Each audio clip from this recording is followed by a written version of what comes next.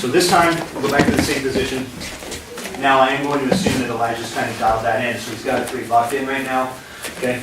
A couple options. I'll show it from here, and I'll also show it if he gets this one. But from right here, one thing that I always want to have is, again, that heavy base. And this is where it's, that whole idea of the invisible technique. This is where it's very hard to see it, but he can feel the difference. So right now, first thing, if I'm here and I just start fighting with him, whatever I'm going to do with my arms, right, totally different. I'm probably already gone for a ride here.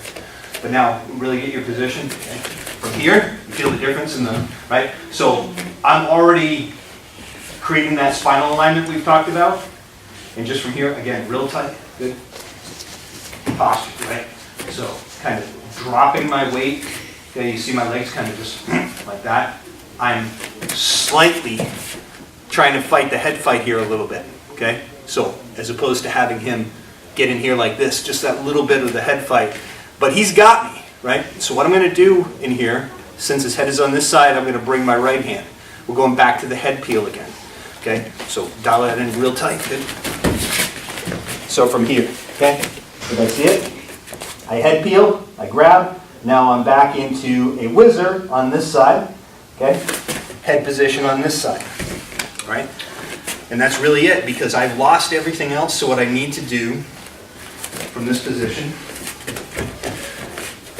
what I need to do is be able to turn his spine, because he's got everything on this line pretty well controlled. I can try and keep my balance in here a little bit, but what I'm going to do is, okay, so this arm will kind of check here. So I already have a little bit of a spacer, but now I'm going to grab here as early as possible once I know I've lost this battle on the grip. Turn, okay, see how I bring my whole body with that step, and I bring my head in, okay? Whizzer, head position, okay? And now from there, lots of ways to advance it. So now we'll go to same position. Same position, but this time partner's going to get this one, so the S grip. Okay, so this is the variation of this, right? But Bob's got me kind of like this, so I put it right up in the, right in there. This position sucks, right? So when he can walk his hips up like this, I'm kind of like a hangman right now. Like it's very, very difficult. So the problem is from here that like even to do this, he's got me so opened up at this point that as I try and counter, he could already be at the next thing. So what I want to try and do here is a little bit of a stopgap. So go back, slide down here again, right? So as Bob is jacking that up, here's my saving grace, right? Right before he gets that all the way up, I'm going to I'm going to do this right here, okay? I'm going to bring my hands together. I'm going to make a little knuckle sandwich so that my, whichever hand is the top knuckle, is protruding directly aligned with the center of the chest in that little triangle of the sternum. So from here, as Bob gets this, I want to bring this in here, and then from here, I walk in. And now look at, see that little hollow that he's got? Okay. And I'm not doing this to be punitive. It's a little uncomfortable, but it's not like a pain compliance thing. What I'm trying to do is, again, break his ability to do this to me, right? I don't want his posture to be able to overtake my posture. So I'm kind of putting in a little physical obstacle there and then trying to break down his grip. I'm just reverse engineering what he's doing. So come here for a second. So I get this, okay. Now I walk this in a little bit, and you notice as I do that, we have a little separation of our hips that I didn't have before, and I can bring my elbows down a little bit. As soon as I get here, now I'm back to the head peel with the whizzer again. Okay. From here, walk this in. Okay, so you notice my hips come to neutral, my elbows flare back a little bit as I drive the knuckle. I'm feeling the knuckle right in his sternum. Okay.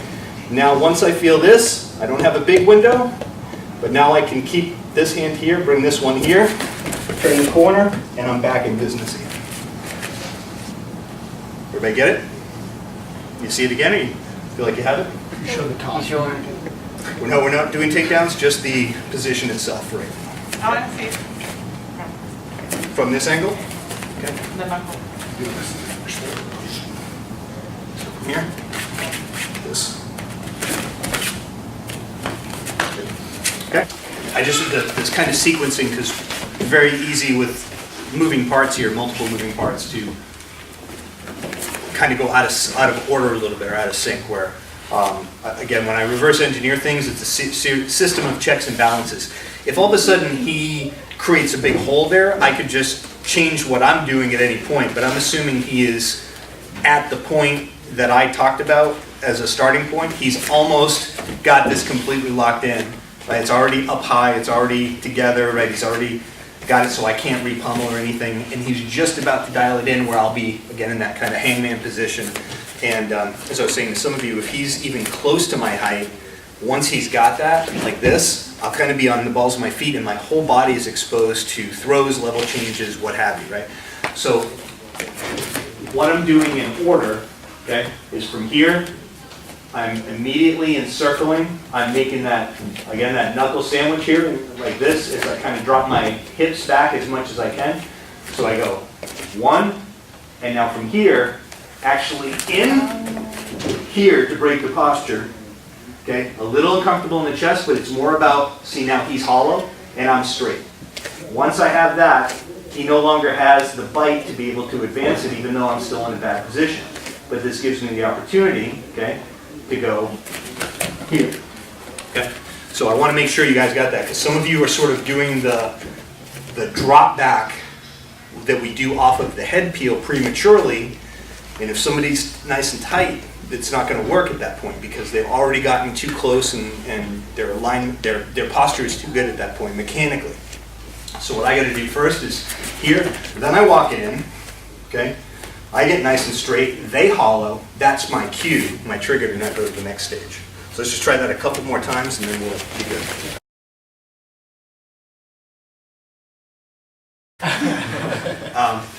Variations on a theme. So this time what we're going to do is, what I refer to, one of the other variations of double underhooks is just a standard body lock, right?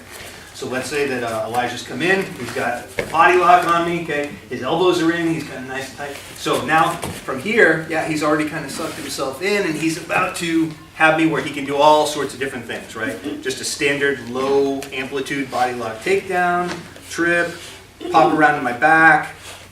If it's Jeff, it would be an immediate suplex right onto the back of your head. So all these things are about to potentially happen. So from here I need to head peel, okay? So what I am going to do, again, is head peel, but I have to really pay attention more to my hips, especially if he's now off to the side, okay? That's the reason I'm showing it from here.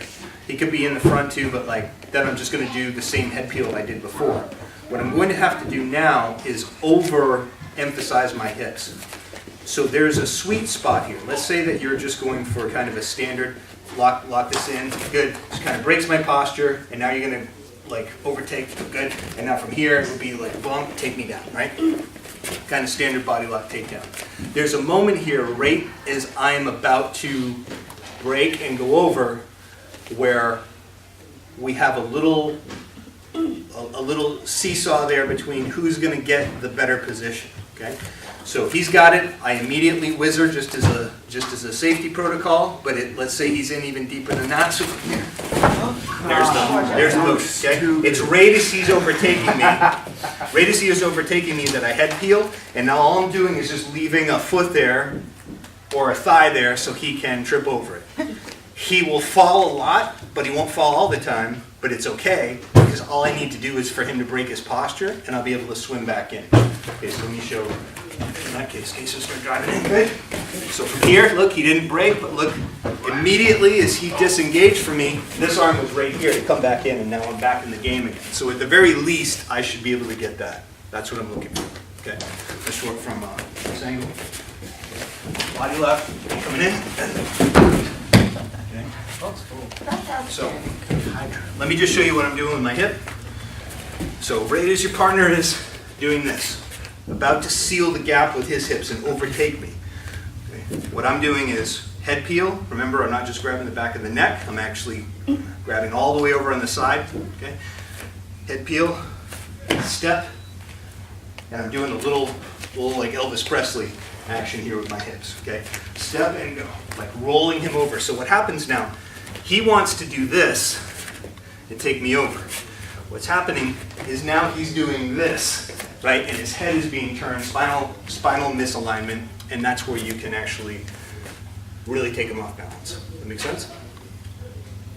Let's try. Real quick, let's take a look at this. So as we start to put some motion in, what I want you guys to get is I'm not coming here like this, where I'm just kind of encircling, right? Remember, this is a kind of a late defense where it's right on the line of they're just about to dominate your hips and you're able to unbalance them, sometimes even take them for a ride.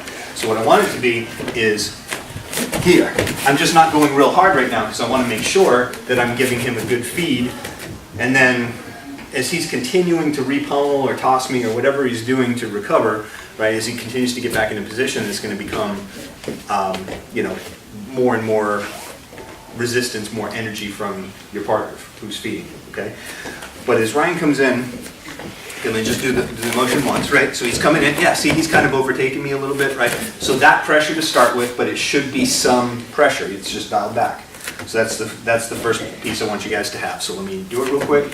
So he comes in here, and then again, if I don't throw him, that's fine because this arm is waiting immediately to pummel into that space, and always make sure you're following back up with your head position, right? Don't get too psyched that you unbalance him because he's still going to be fighting. So if I don't get head position, I might give up my body as soon as he recovers his balance. He'll shoot right underneath me or body lock me again, okay? So always hungry for that underhook to swim in, grab, head in position. The other thing is angles. So I saw some of you have a little bit of trouble now based on where your partner was coming in at you. And that's normal, so we just have to account for that. So if you come in for a second. So if Ryan is coming in like kind of to the front of me like this, you'll notice where's my leg right now, okay? So when I do like this little Elvis motion, my leg here is to the outside of Ryan's leg. Everybody see it? So now I don't really have to make much of an adjustment. I'm just basically getting the grip and going for that movement right here, and that's where you'll hit the throw a lot. Again, I never count on that, but that's where you'll hit it a lot. So that's fine. Now let's say he's coming in a little more to the side, and you'll notice now my leg is not outside his leg. His leg is outside my leg. Okay?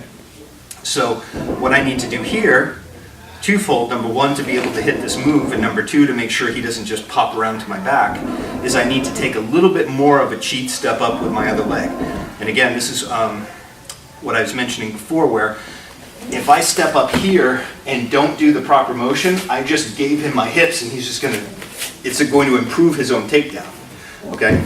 So again, as he's coming into me, I cheat step up and then I pull. This one's coming in, head is in. Okay?